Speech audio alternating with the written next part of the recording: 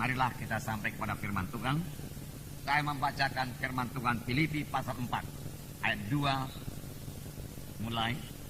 Saya membacakan sampai ayat 19. Kita sama-sama saja membaca, biar kita semua bertambah-tambah menggenapkan firman Tuhan dalam hidup kita. Firman Tuhan tama-tama meresap dalam kita. Mari, Filipi pasal 4 mulai ayat 2. Bersama-sama. Euodia ku nasihati dan Sintise ku nasihati, supaya sehati sepikir dalam Tuhan. Bahkan ku minta kepadamu juga Sonsugos, temanku yang setia, tolonglah mereka. Karena mereka telah berjuang dengan aku dalam pekabaran Injil, bersama-sama dengan Clemens dan kawan-kawanku sekerja yang lain, yang nama-namanya tercantum dalam kitab kehidupan. Mari semua.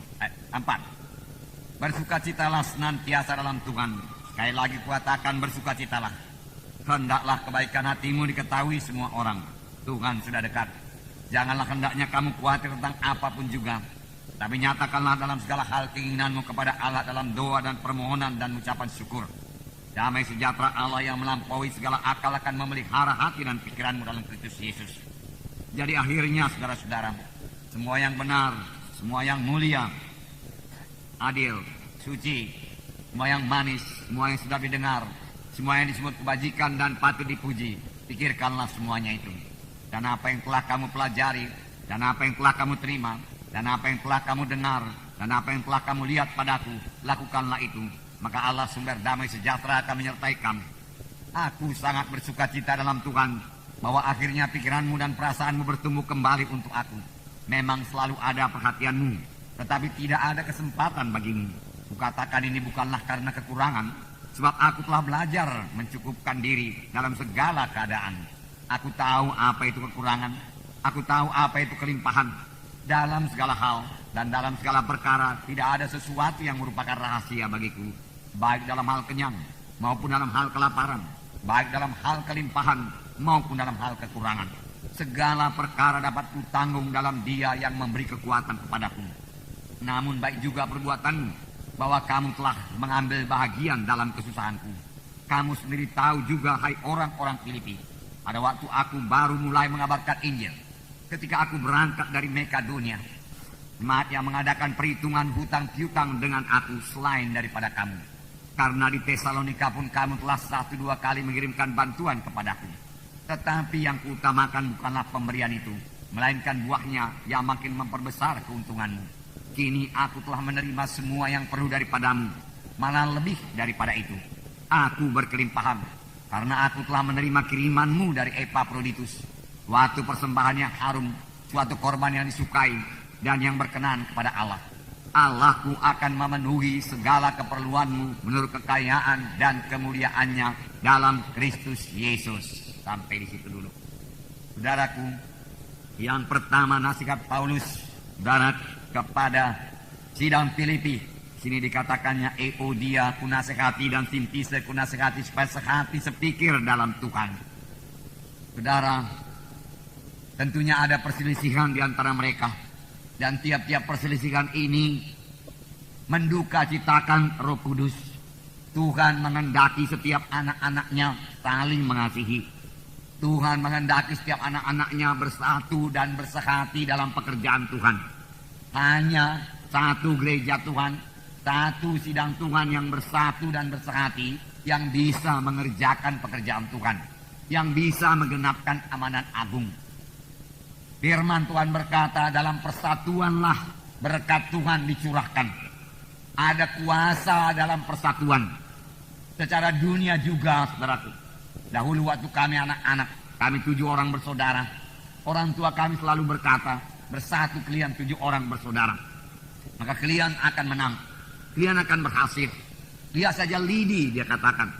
Kalau lidi itu, ya satu ikatan tidak bisa dipatahkan. Tapi kalau lidi itu diambil satu persatu lalu dipatahkan, semua bisa patah.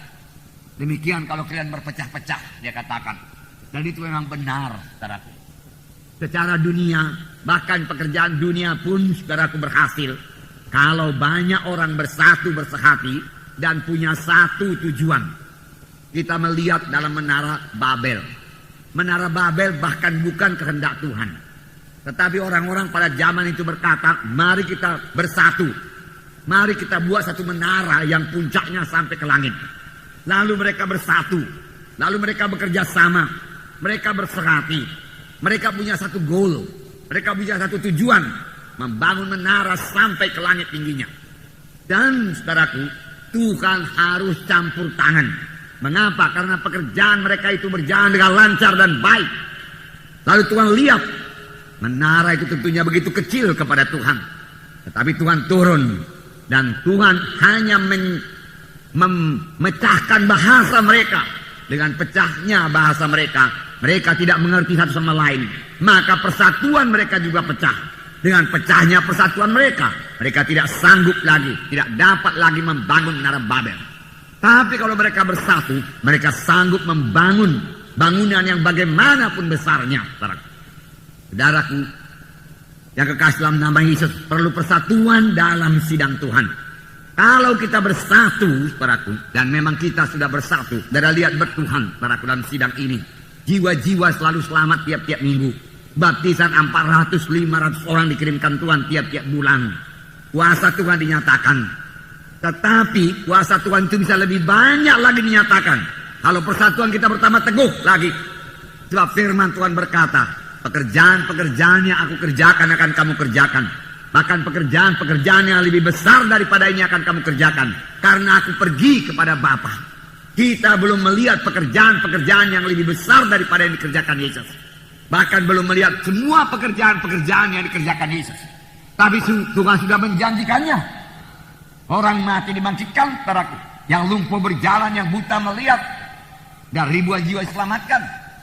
Saudaraku yang kekasih dalam nama Yesus, berbondong-bondong mengikuti Yesus.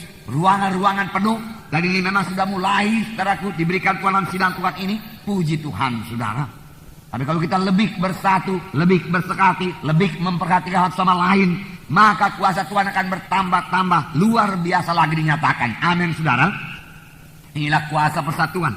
Firman Tuhan berkata, jikalau 2 orang daripadamu di dunia ini bersatu, bersekati, mohon satu perkara kepada Tuhan, maka apapun juga permintaan mereka itu akan dikabulkan oleh Bapakku yang di sorga. Rumah tangga yang bersekati adalah rumah tangga yang bisa berdoa kepada Tuhan, dan kuasa Tuhan pasti turun dalam rumah tangga tersebut. Berkat Tuhan pasti dicurahkan dalam rumah tangga tersebut. Tidak heran, saudaraku, Paulus mengatakan, mari bersekati. Euodia Sintise yang sudah bersama-sama bekerja dengan aku, dengan Clemens. Boleh jadi Euodia Sintise ini pada permulaan pembangunan sidang di Filipi dia sudah ikut bekerja sama. Tetapi kemudian boleh jadi terjadi sedikit perbedaan pendapat. Tetapi Paulus berkata, hai Sunsugos, sahabat daripada Paulus, perdamaikanlah mereka. Biarlah salah satu mengalah atau dua-dua mengalah. Yang perlu sidang Tuhan bersatu bersekati, berdamai, saling mengampuni, tidak menggosip, tidak mengkritik. Kritik, saudaraku, bukan daripada Tuhan, kritik daripada setan. Saudaraku, untuk memecah belah sidang Tuhan, supaya kuasa Tuhan jangan bekerja dalam sidang Tuhan. Setan tidak suka kuasa Tuhan nyatakan dalam sidang Tuhan. Kalau kuasa Tuhan tidak dinyatakan, saudaraku, jiwa-jiwa tidak dapat berkat. Kita rindu kuasa Tuhan. Oleh sebab itu, mari kita bersatu. Mari kita berserati. Amin, saudara. Firman Tuhan berkata, hendaklah kamu berdamai satu dengan yang lain. Firman Tuhan berkata, mengalah. Firman Tuhan berkata, perhatikan kepentingan orang lain juga. Jangan kepentingan diri kita sendiri. Care kita, memperhatikan orang lain, mendoakan orang lain. Kerap kali kalau kita sudah mendoakan orang lain, kita tidak mengkritiknya lagi. Tapi kalau kita tidak mendoakan, maka kita bisa mengkritiknya. Kalau kita lihat satu-satu perbuatannya yang tidak seturut dengan kehendak kita, belum tentu tidak seturut dengan kehendak Tuhan, kehendak kita, saudaraku. Saudaraku, oleh sebab itu hati-hati, saudaraku. Kritik, saudaraku, selalu merusak dan tidak membawa berkat. Baik bagi yang dikritik, baik bagi yang mengkritik, saudaraku. Saudaraku, apalagi gosip gunjing, saudaraku. Selalu, saudaraku, menjadi alat setan, saudaraku. Saudara yang kekasih dalam nama Yesus, Paulus tidak menggosip, Paulus tidak mengkritik. Tapi Paulus berkata, siang malam aku mendoakan kamu dengan mencucurkan air mata. Tidak heran sidang-sidang yang dibuka oleh Paulus sangat berkemenangan, sangat berhasil. Nehemia membangun tembok Yerusalem tanpa modal. Modalnya apa? Hanya persatuan. Musuhnya banyak. Sanballat, Tobia, orang Arab dia katakan mengancam. Bukan hanya mengancam, kemudian mereka menyerang. Tapi apakah yang diperbuat oleh Nehemia? Nehemia dengan rakyatnya bersatu. Mereka bekerja sama. Masing-masing pada tempatnya, pada lokasi yang ditentukan. Ada bagian masak, saudaraku, konsumsi. Ada yang bekerja. Yang bekerja dengan memegang tombak. Satu tangan bekerja, masak batu. Lalu siaplah tembok Yerusalem dalam tempo 50 hari lebih, saudara. Keberhasilan Nehemia bukan karena berkurangnya tantangan, bukan karena berkurangnya musuh. Musuh bertambah, tapi karena mereka bersatu, mereka bersehati, mereka bekerja sama pada tempatnya masing-masing, saudaraku. Pekerjaan itu selesai dan nama Tuhan dipermuliakan dan musuh-musuhnya semua mendapat malu. Amin. Demikian kita, saudaraku. Sidang Tuhan ini, masing-masing kita ada karunia Tuhan, masing-masing ada bagian kita. Tidak semua berkhotbah sebagaimana saya berkhotbah. Boleh jadi saudara bersaksi di luar memenangkan jiwa. Boleh jadi saudara dipakai Tuhan untuk menyokong pekerjaan Tuhan dalam bidang materi. Boleh jadi saudara dipakai sebagai pendoa syafaat. Boleh jadi hanya penerima tamu. Boleh jadi guru sekolah minggu. Apapun pelayanan saudara, mari kita laksanakan dengan sebaik-baiknya. Di mana Tuhan menempatkan kita, saudaraku. Apapun karunia yang diberikan Tuhan pada kita, ucapkan syukur. Pakai itu sebaik-baiknya, saudaraku. Untuk melayani Tuhan, kita tidak perlu cemburu akan karunia-karunia lain. Anak-anak Tuhan yang lebih baik daripada kita. Ada yang bisa menyanyi lebih merdu daripada kita. Ada yang bisa bernubuat. Ada yang bisa memiliki urapan yang luar biasa. Tetapi kepada kita masing-masing, pada saudara masing-masing juga, tetap ada karunia Tuhan. Karena saudara adalah anggota tubuh Kristus. Amin. Semua kita adalah anggota tubuh Kristus. Pada waktu kita lahir baru kita menjadi anggota tubuh Kristus. Anggota tubuh Kristus. Bagaimana kalau satu anggota tubuh saya ini terpisah, memisahkan diri? Tangan saya dipotong, tap, lepas. Boleh jadi dia masih bergerak-gerak sebentar, tetapi kemudian tidak bergerak lagi. Bisakah tangan saya ini memegang begini lagi? Tidak bisa lagi. Tidak bisa berfungsi lagi. Perhatikanlah itu. Euodia dan Sintyche, saudaraku. Paulus berkata bersehati. Jangan keluar dari gereja Tuhan. Jangan. Gereja Tuhan tidak salah, saudaraku. Kalaupun ada anak-anak Tuhan yang tidak kita sukai, itu merupakan bentukan kepada kita supaya boleh mengasihi anak Tuhan tersebut. Karena semua kita anggota tubuh Kristus. Walaupun kita tidak suka tingkah lakunya, itu jalan kita berdoa supaya dia berubah. Amin, saudara. Ya, bukan membenci dia. Tidak ada kebencian kepada sesama anak-anak Tuhan. Amin, saudara. Ya, kita harus mendoakan dia sungguh-sungguh, saudara. Banyak kekurangannya, doakan. Saudara percaya doa saudara dengarkan Tuhan dan dijawab Tuhan. Ini membawa persatuan dalam tubuh Kristus. Saudaraku, saudara sudah menjadi anggota tubuh Kristus. Saudaraku. Sudah. Kapan saudara berkata? Pada waktu saudara lahir baru. Saudara dicangkokkan pada tubuh Kristus. Menjadi anggota tubuh Kristus. Kristus adalah kepala, firman Tuhan berkata. Roma 12 ayat 4 dan 5 saya membacakan kepada saudara. Roma 12 ayat 4 dan 5. Saya membacakan. Sebab sama seperti pada satu tubuh kita mempunyai banyak anggota. Tetapi tidak semua anggota itu mempunyai tugas yang sama. Demikian juga kita walaupun banyak adalah satu tubuh di dalam Kristus. Tetapi kita masing-masing adalah anggota seorang terhadap yang lain. Kita walaupun banyak adalah satu tubuh. Kita anggota tubuh Kristus. Satu tubuh, satu dalam Yesus. Yesus sebagai kepala memerintah kita masing-masing. Tangan saya tidak bisa cemburu kepada kaki. Tangan saya tidak bisa cemburu kepada mata saya. Telinga tidak bisa cemburu kepada mulut saya. Saya mau menjadi mulut supaya saya bisa berkata-kata. Ada bagian telinga. Saya membutuhkan telinga. Tuhan membutuhkan saudara masing-masing. Amin, saudara. Tetap pada pos saudara. Tetap pada pos saudara. Saling mengasihi. Saudaraku, sidang pertama sangat diberkati Tuhan. Roh Kudus dicurahkan. Tapi jangan lupa, sidang pertama memiliki persatuan. Bahkan sebelum Roh Kudus dicurahkan, firman Tuhan berkata, sidang pertama bersehati berdoa. 120 orang banyaknya. Dan pada waktu Roh Kudus dicurahkan, sidang pertama kita berdoa 120 orang. Mereka bersatu, mereka bersehati. Kemudian pada waktu aniaya datang, mereka juga bersatu, mereka bersehati berdoa. Dalam Kisah Rasul pasal 2. Kisah Rasul pasal 2. Saya membacakan pada saudara. Pasal 1 dulu ayat 14. Mereka semua, Kisah Rasul pasal 1:14. Mereka semua bertekun dengan sehati dalam doa bersama-sama dengan beberapa perempuan serta Maria ibu Yesus dan dengan saudara-saudara Yesus. Sehati berdoa. Ayat pasal 2 ayat 1. Ketika tiba hari Pentakosta, semua orang percaya berkumpul di satu tempat. Mereka juga bersehati, berkumpul satu tempat. Firman Tuhan juga berkata kepada kita, janganlah tinggalkan kebaktian bersama-sama, perhimpunan bersama-sama. Jangan tinggalkan kebaktian minggu. Saudaraku, kebaktian minggu adalah hal yang utama. Kita bersekutu dengan Tuhan, memuji Tuhan, menyembah Tuhan, dan bersekutu satu sama lain sebagai anak-anak Tuhan.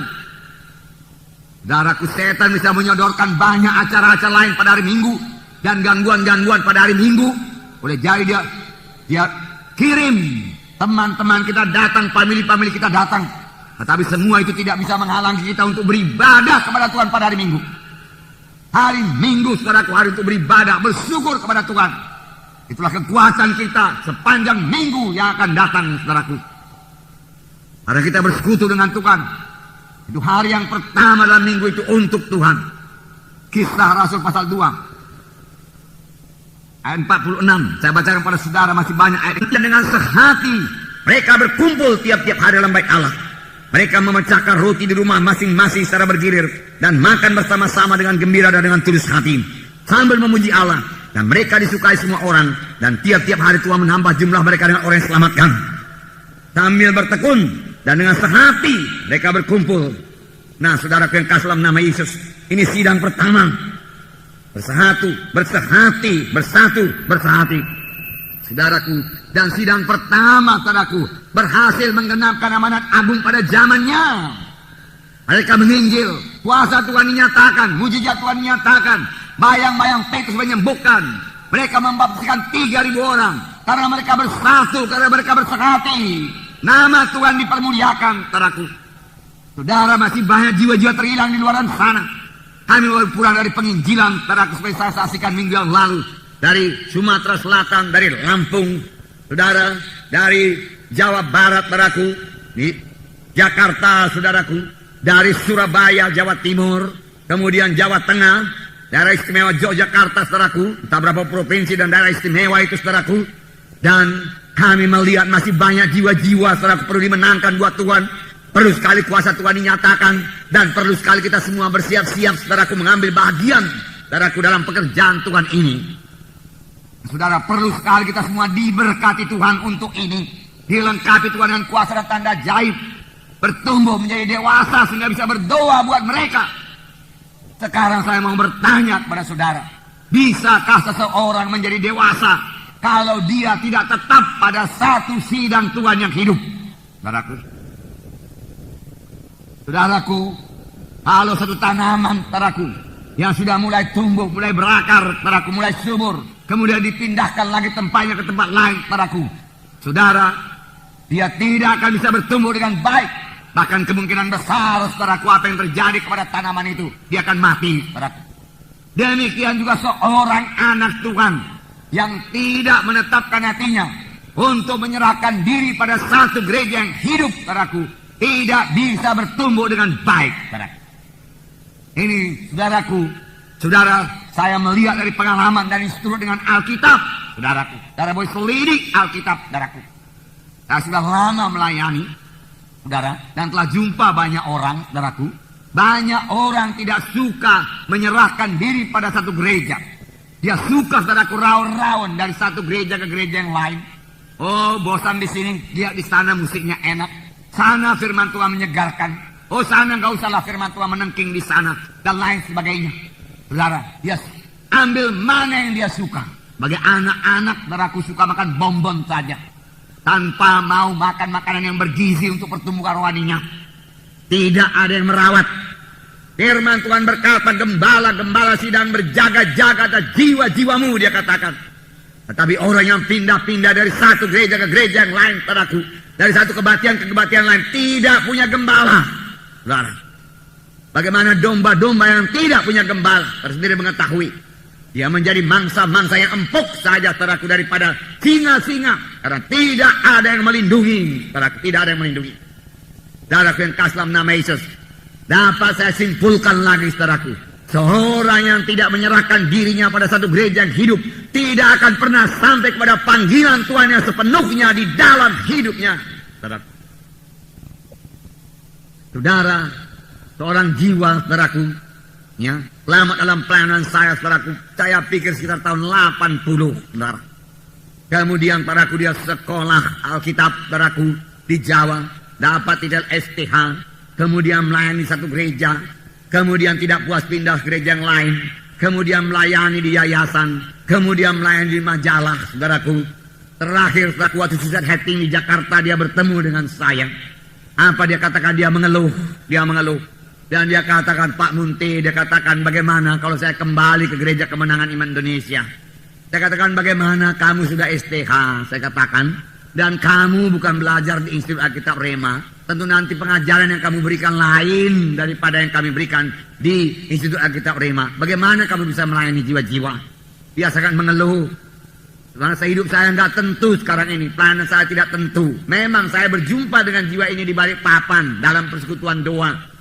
Saudara, 2 buah pula persekutuan doanya, saudaraku. Bukan 1, saudara. Nah, saudara yang kasih dalam namanya sangat repot, saudara. Karena dia jumpa di Jakarta, belum juga punya sidang, belum juga punya pelayanan yang pasti, saudaraku. Belum juga tahu kemanakah pelayanannya, di manakah pelayanannya, saudara. Umur menanjak terus, saudara. Bayangkan dia selamat pada tahun 82, saudara. 15 tahun yang lalu, saudara. Banyak teman-temannya sudah bertumbuh dengan baik. Nah, saudara, ambil putusan, serahkan diri saudara. Dan mari berhimpun bersama-sama, bertumbuh dalam Tuhan. Ingat saja, terpisah saudara dari tubuh ini. Tangannya bagaimanapun kuatnya, saudaraku, tanpa menerima pimpinan daripada otak ini, kepala ini, tidak akan bisa berfungsi, saudaraku. Bagaimanapun bertalentanya orang tersebut, saudaraku, di luar daripada sidang Tuhan yang hidup, saudara, dia tidak akan sampai kepada panggilan Tuhan. Berdoa, saudaraku, di mana saudara bisa menjumpai satu sidang Tuhan yang hidup, yang bisa membimbing saudara sampai kepada panggilan Tuhan dalam hidup saudara, dan tetap di situ. Amin, saudara. Akan ada selalu kekurangan dalam anak-anak Tuhan. Sedangkan Euodia Sintise yang sudah lama selamat, yang ikut dalam pembangunan tubuh Kristus, masih berselisih. Sidang Tuhan di dunia ini belum sempurna. Tapi bukan itu yang menyebabkan kita, saudaraku, meninggalkan sidang Tuhan yang hidup, saudaraku. Itu membuat kita lebih mengasihi sidang tersebut. Dan membawa kita lebih banyak berdoa. Sidang itu bersatu. Supaya yang, saudaraku, apalagi tempat kita berselisih itu, supaya Tuhan membukakan hatinya, bisa mengalah. Tetapi kita lebih dahulu mengalah. Amin, saudara. Jangan segan-segan berdamai. Jangan segan-segan minta ampun. Dan harus mengampuni. Amin, saudara. Dengan demikian sidang Tuhan bersatu dan bersehati. Dan ini merupakan berkat Tuhan yang luar biasa dalam sidang Tuhan. Haleluya. Tuhan memberkati saudara. Yang kedua, janganlah kamu khawatir. Filipi pasal 4 ini tadi. Firman Tuhan berkata, janganlah hendaknya kamu khawatir tentang apapun juga, tapi nyatakanlah dalam segala hal keinginanmu kepada Allah dalam doa, permohonan, dan ucapan syukur. Nah, lebih dahulu dikatakan bersukacitalah kamu senantiasa, sama sebagaimana firman Tuhan minggu yang lalu bersukacita. Kita bersukacita bukan karena banyak untung, saudaraku. Perlu kita bersyukur, saudaraku, tapi sukacita kita yang terutama bukan lama itu. Tuhan menegurkan murid-murid, karena murid-murid bersukacita punya kuasa mengusir setan dalam nama Yesus. Tapi Tuhan berkata, bersukacitalah kamu, bukan karena kamu berhasil mengusirkan setan dalam nama Yesus, tapi bersukacitalah kamu karena namamu tertulis dalam buku kehidupan anak domba Allah di sorga. Amin. Saya bersukacita, saudaraku.